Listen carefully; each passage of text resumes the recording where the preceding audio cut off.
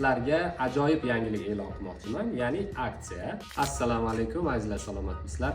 Juda ham ko'plab murojaatlar bo'lyapti va savollar bo'lyapti. Green Card qachon ochiladi? O'zi bu yil Green Card ochiladimi, yo'qmi? Xabaringlar bor, har yili oktyabr oyining boshidan noyabr o'rtalarigacha Green Card o'zini saytini ochardi ma'lumotlar to'ldirish uchun. Ya'ni bu yil to'lovli tizimga o'tyapti.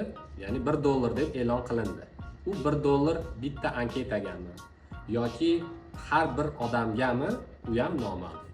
O'zini rasmiy saytida ham qachon ochilishligi noma'lum, ya'ni tez kunlarda e'lon qilamiz deb yozib qo'yishgan.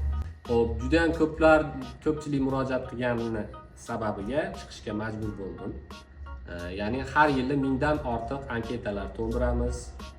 Bulardan 7 ta 8 ta omadli mijozlarimiz bor.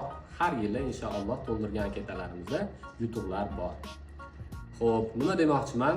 Sizlarga ajoyib yangilik e'lon qilmoqchiman, ya'ni aksiya. Green Card ochilgunga qadar o'tgan yilgi narxda qabullarni boshladik. Ya'ni bemalol ofislarimizga kelib, Green Card uchun anketalarni to'ldirib ketishingiz mumkin o'tgan yilgi narxda. Ya'ni Green Card ochilgandan keyin u narx bo'lmaydi, qayta hisob-kitob bo'ladi. O'sha $1liklar qo'shiladi va hokazo. Birinchilardan bo'lib Green Card anketasini to'ldirishni xohlasangiz, aksiyadan foydalanishni xohlasangiz, bemalol murojaat qilaverasizlar. Xizmatinglardamiz.